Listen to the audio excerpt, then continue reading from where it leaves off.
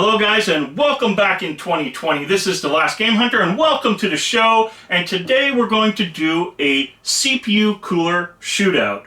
So what we're going to do, we're going to put the Dark Rock Slim from bequiet against two other competitors. Now what I decided to do, this is going to be a little different, was I'm going to do a factory cooling system and an aftermarket cooling system. So for aftermarket, I've chosen one of my favorite coolers of all time, the coolermaster 212. As the 212, for about 40 bucks, has proven to be probably the best air cooling on a budget. The Dark Rock Slim, on the other hand, is more of a $80 to $100 cooling system, depending on where you are, and I want to see how that fares up against that cooler. Now, who's our runner-up? Well, our runner-up, the factory cooling system, is going to be AMD's own Wraith Spire, which is installed here on this CPU. Now, the Wraith Spire, this is not the LED, this is not the square RGB one, this is the bare bone stock one you get with the lower-end processors. Now, processor of choice, and I'll explain why, will be the Ryzen 3200G. Why would I choose that processor? Of course, I was going to put a video card in for the review, and then I realized, wait a minute, I want to see something that generates more heat, and I figured a GPU and APU in one cooler or one processor would give us that bench test. So in this case, this has a Vega series video card built in, and that should, in theory, generate some more heat. So no video card being added to this test. And what we're going to do is we're going to put these three beautiful coolers up against each other. And I say beautiful because I gotta say that AMD cooler for a factory is pretty impressive. Okay guys, I'm going to do a reset here. I'm going to show you room temperature. So I'm going to hit reset. So hopefully that shows up there. We're 23 degrees Celsius. And to be fair for our American or other people, 73 degrees Fahrenheit. So in Canada, 23, and anywhere else or wherever else uses Fahrenheit, it's 73 degrees. Why I wanted to show you guys that was the fact that I want to show you the ambient temperature in the room, so we know roughly that at least here it's 23 or 73 Fahrenheit, and that does play a factor on our cooling systems. So let's get right to it. Let's fire this thing up. Let's do the Wraith Spire first and start seeing our numbers.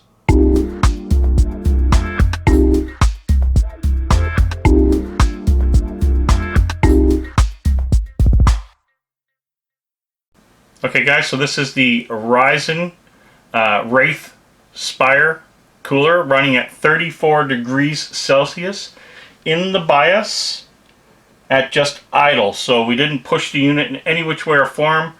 This is the stock just sitting idle temperature. Okay, so now we're going to run a pass mark to do all of the, heating up the processor, testing, pushing that onboard video, and so on. Now, like anything, this is going to take a while, so I'll be right back. Okay, so we're just finishing the first pass mark test. And right now it's just writing, it's doing a test on my M.2, so it's just about finished up.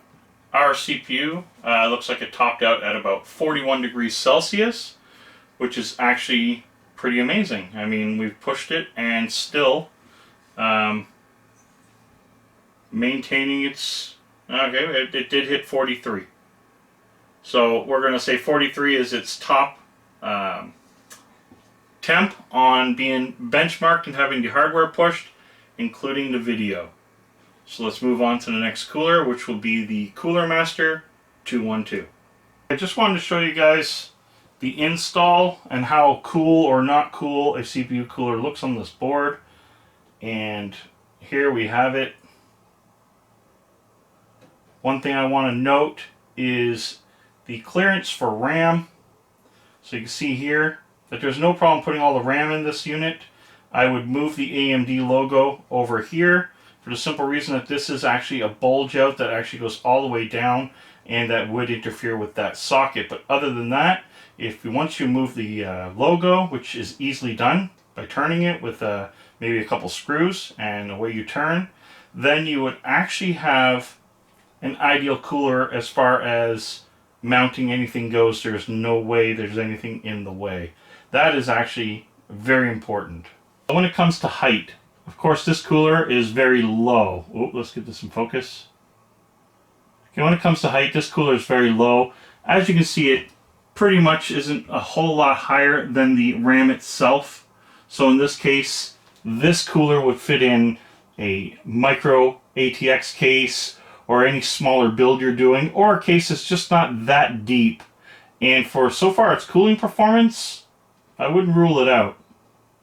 Okay, so as you can see here, the temp for idle on this is 30 degrees, so we're definitely down some degrees here on temp just by going to this cooler.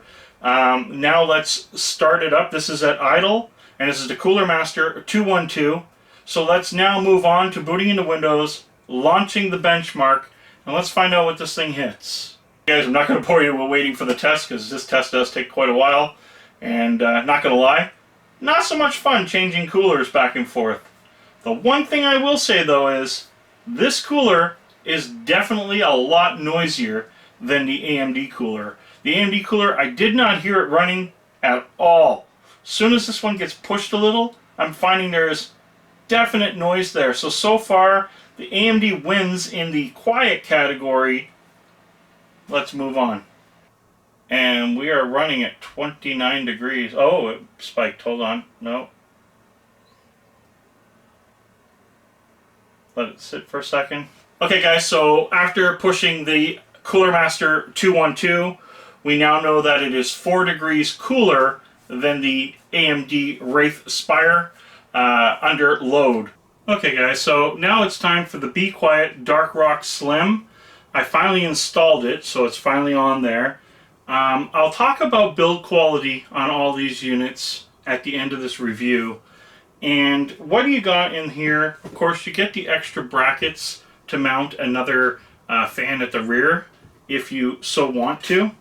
You get a bag marked with AMD's logo, or AMD, not logo, but AMD on it. And then you get another bag marked with your Intel hardware. So one thing that was really nice is how they separated it in the bags, and it was well labeled.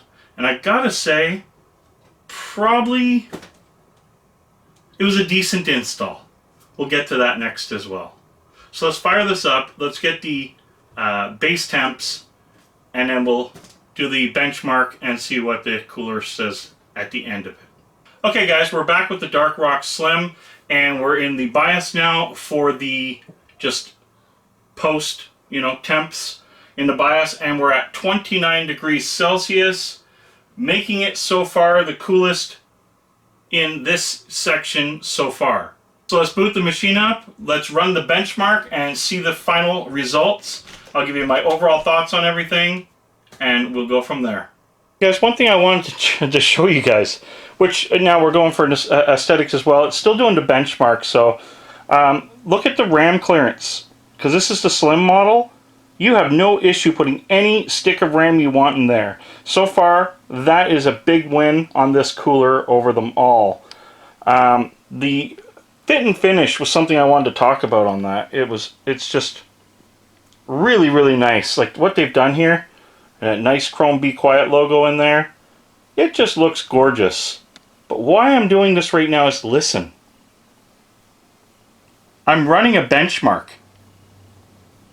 I can't hear this thing run. I'm hearing my other tower. You're right up to the fan. Even the power supply, which is actually the straight power 11 650 watt. Okay, so the results are in. So 39 degrees was the final after being pushed. So let me give you my thoughts, because we are talking some price points here, and I'll be right back with my overall feel and what you should do depending on what you're doing. Okay guys, so overall, the AMD Wraith cooler, the Spire. This cooler actually was overall really, really great value, especially when you get it as a freebie with your processor. And then I guess there's the RGB and the LED versions and so on. And one thing that I gotta give, so here's the cons. The cons was it did give up a little in the heat department, but not much. It gave up an overall average of about 4 degrees. That's pretty impressive considering the ballpark thrown at it. What I did like about it was the air gets pushed down on this model and it goes across my M.2 on my motherboard, which I found on the other two coolers. The M.2 was a lot hotter, actually funny, I don't know why, but cooler on this cooler than it was on this cooler. That's odd, because there is no real downforce of air that I know. So the RAM, I didn't notice a big punch in the temperatures, but I did notice that the RAM was very cool to touch and it's lukewarm to touch with these other two coolers. So if you're looking for not spending a lot of money and your AMD cooler comes with the Wraith, the Wraith Spire, I won't call it anything else other than this is a 3rd gen model, which might be different than a 1st or a 2nd gen, and I wouldn't know that unless I actually had a older model. My buddy may have one. Maybe I'll get to test it and see what that really comes out to.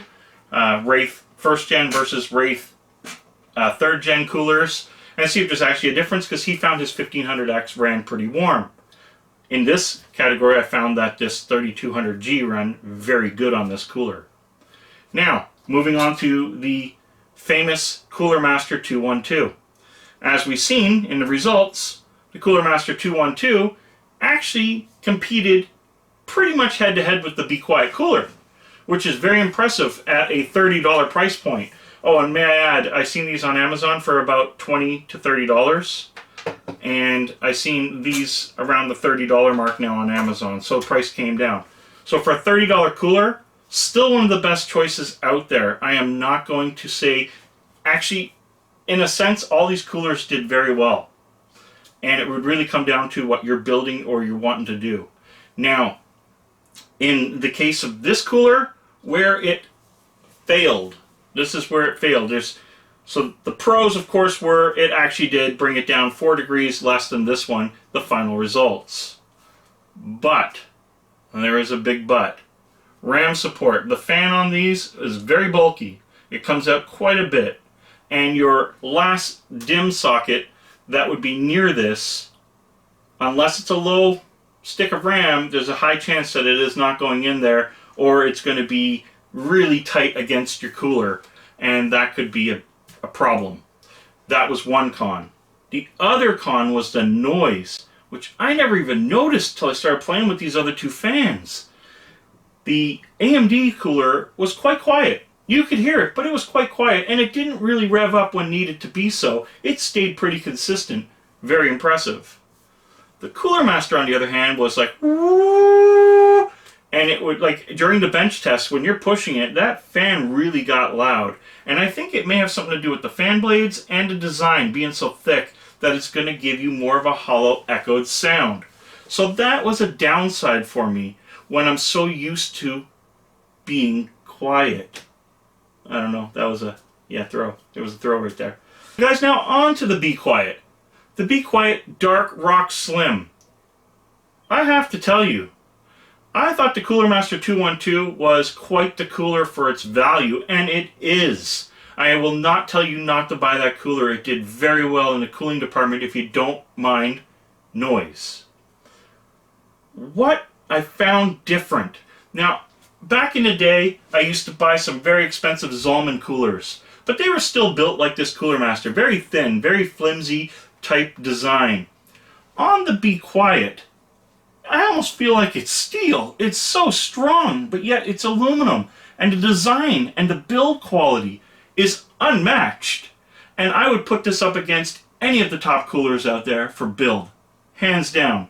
I do want to test some of the other top coolers against something like this just to see what the real results would be.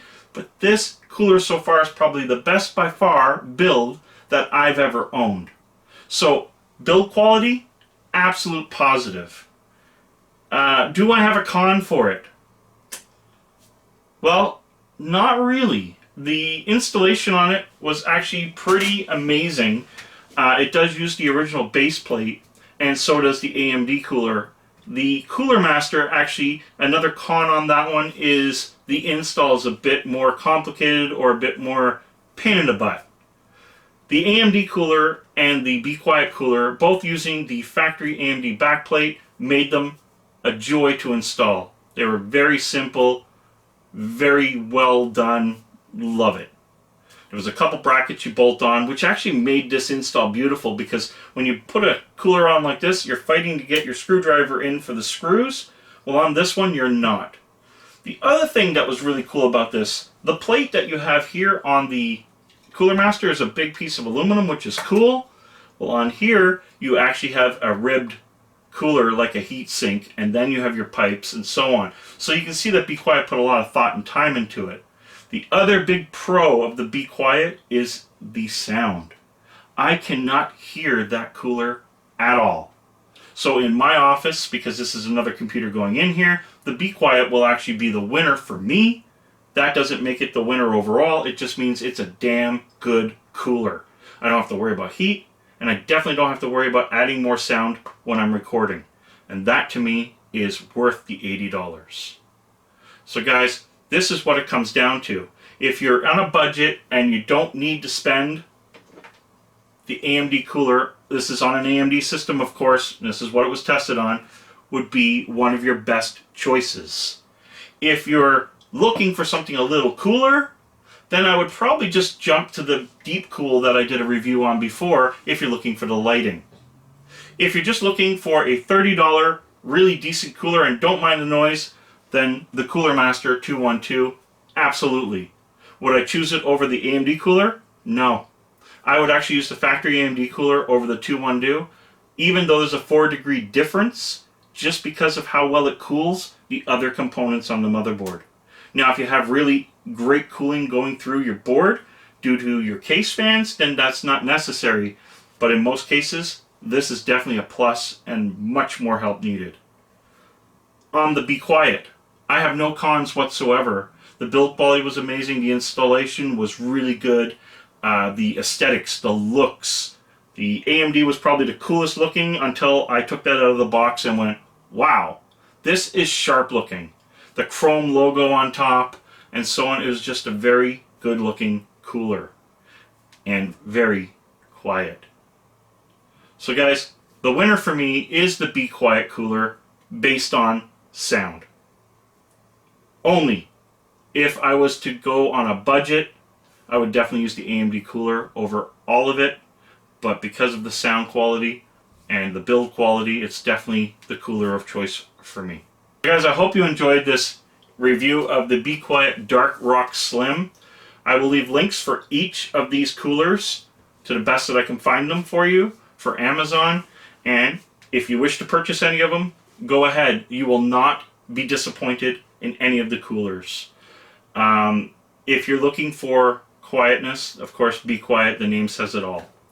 Other than that, guys, thank you for tuning in. Thanks for watching the show. Till next time, game over.